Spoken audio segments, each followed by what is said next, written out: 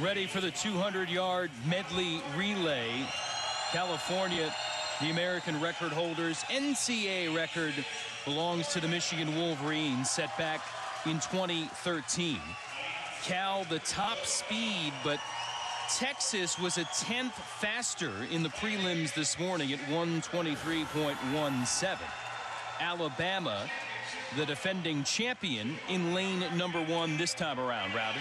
I think it's all Texas. A very tight field, though. 0.8 of a second separates the top 8. But in the 400 medley relay, there was only a little over a second separating the top 8. Texas won by 2.5 seconds, 5 seconds over the 8th place finisher. So I think the prelims are a completely different story than the finals. And Texas is a huge favorite. Shevick goes first for Texas. He was second to Murphy up there in lane number 5, who won the 100 backstroke. But Texas, look at this. Second 100 back, first 100 breast, second 100 fly. And then Ringo was a 9th in the 50, but he had the 4th fastest time in the 50 free. Too tough of a field to beat.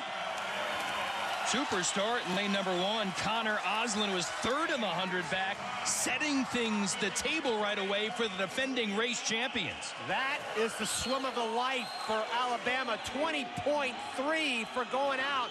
And they've got 2 tough first legs there for Bama. Really good on the first 2 legs.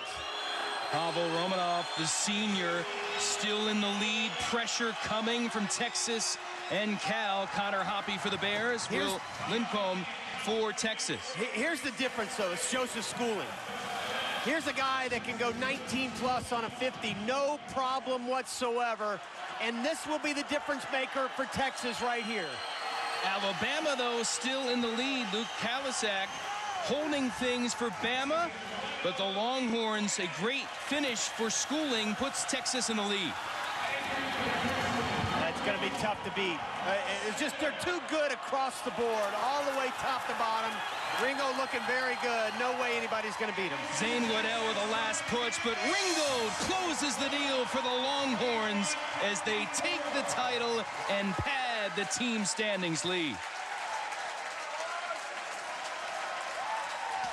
And it is a NCAA record here for Texas in the race at 121.54. Wow. That is the fastest quartet in history. Halfway down at the very bottom, Alabama had the early lead, but then Joseph Schooling, the Olympic gold medalist, who just went the 2nd fastest time in history, and then last wall, Ringo bringing it home for the Longhorns. Unbelievable at the end, and they just went the fastest time in history. Look at that. Look at these splits. 20.8, 22.9, 19.4 on the fly, 18.3 at the end for Ringo. What an amazing foursome. A new record by almost 7/10. Alabama flying too.